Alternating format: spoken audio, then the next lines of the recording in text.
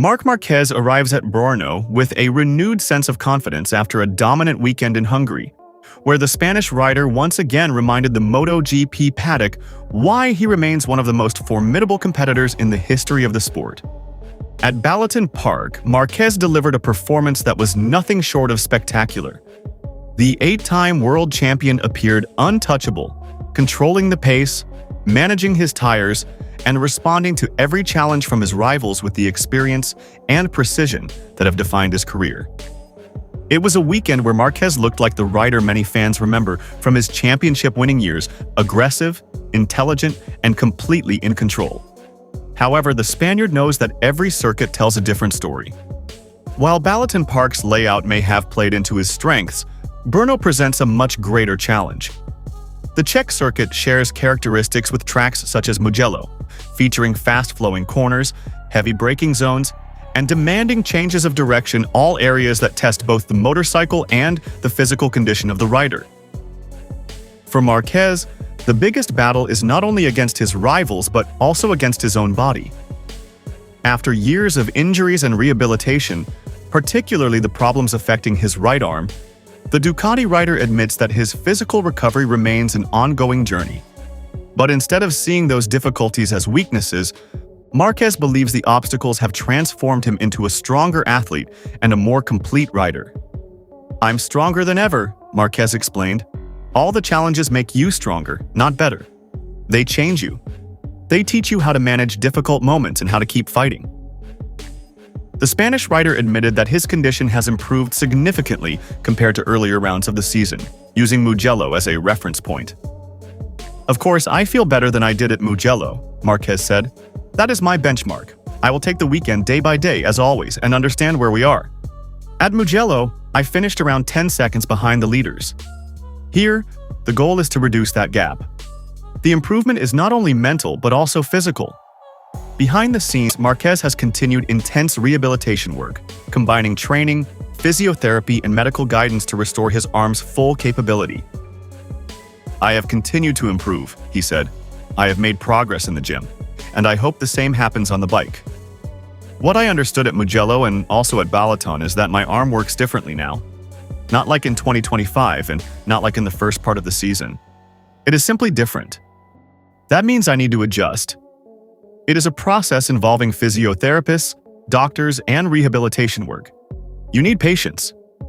For a rider known for pushing beyond the limits, adapting to a new physical reality has been one of the greatest challenges of his career. Marquez has built his reputation on extraordinary bravery. But this chapter of his career requires something different: intelligence, patience, and experience. Brno is a circuit where Marquez has enjoyed success before, despite not considering it one of his favorite tracks. "On paper, Brno is not one of my favorite circuits," he admitted. "But every year I actually feel good here. Maybe it will not be exactly like last year, but my priority is managing my physical condition. From 2020 until now, whenever I have felt physically good, I have been fast. First, I need to get my arm back in shape. After that, I can think about pure speed. But Balaton proved that the speed is still there." The comments reflect a more mature version of Marquez. In the past, the Spaniard was known for taking enormous risks and riding through pain. Now he appears more calculated, understanding that long-term success requires managing his body as carefully as he manages his motorcycle. The Ducati rider was also asked about Pedro Acosta's concerns regarding KTM's competitiveness compared with Ducati and Aprilia. Marquez agreed that the current performance gap between manufacturers is visible in the championship standings. "I agree with Acosta," Marquez said. "If you look at the standings, Aprilia and Ducati are ahead. But many things depend on the riding style." He pointed to the example of his former teammate Marco Bezzecchi, explaining that the relationship between rider and machine is crucial. "Bezzecchi and I were on the same bike in 2024 and we were very close. Today, he has a very fast Aprilia, and Martin is also close. It depends on many factors: how the bike is built, how the rider adapts, and whether the machine fits the rider's style." According to Marquez, MotoGP success is not only about having the fastest motorcycle. The connection between rider and machine can determine everything. When asked about his current physical level, Marquez gave an honest assessment. "I feel good now," he said. "The problem at the beginning of the season was that every time I went onto the track, I didn't know when my arm would start to struggle. Because of that, it was difficult to understand how I should ride. Every time I got on the bike, my riding style was different. Now, I can push to the limit immediately." The sprint race at Balaton Park was a clear example. Marquez was able to attack from the beginning and ride with his usual intensity. "In the sprint, I could push straight away. In the GP race, I chose the medium tire, so I was more cautious at the start. Both the tire and myself needed time to reach the right level. I can go onto the track today and be very fast, but I still need to improve a little bit with endurance." Looking ahead, Marquez also shared his curiosity about the upcoming MotoGP era with Pirelli tires in 2027, believing the tire change could become one of the biggest factors in reshaping the championship. "The real change in 2027 will be the Pirelli tires," Marquez said. "I'm curious to try them because tires change everything in MotoGP.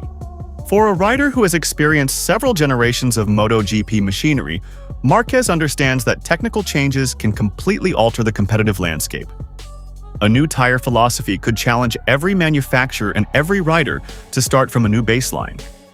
As he prepares for Brno, Marquez is not only chasing victories but also proving something deeper, that adversity can create evolution. His injuries, setbacks, and difficult seasons have not taken away his hunger. Instead, they have reshaped him into a rider who combines raw speed with experience and maturity. The Marc Marquez of 2025 and beyond may not be exactly the same rider fans saw dominating MotoGP years ago, but perhaps that is what makes him even more dangerous. He has learned how to fight differently, and now he believes he is stronger than ever. How difficult is it for a rider to get back on the bike after such a bad crash? After a bad crash, we're enthusiastic. Alex returns to the track tomorrow. How difficult is it for a rider to get back on the bike after such a bad crash? After a bad crash, we're enthusiastic first and foremost, but this is also our work. A lot of the time it's fun to ride the bike, but sometimes after a bad crash you don't really feel like getting back on it, but you have to. It's part of our work. We saw you at Mugello for F1. Are you giving it some thought? No, I even read in Formula 1 that they called me a former MotoGP rider, but no. Maybe I could be fast on four wheels. But to be truly competitive, I have great respect for all the drivers in Formula 1. Maybe I could race a few times for fun in other categories. Never say never. But never in F1. The level there is extremely high. Morera says you're stronger than ever. Do you think that's true? Yes. If that weren't the case, I'd quit. I have to be strong. I've spent many days training with Diogo. I feel stronger than ever because I've overcome greater challenges than in the past. All those challenges make you stronger, not better. I'd like to be in better physical shape to feel good, but I have to be mentally strong to keep working.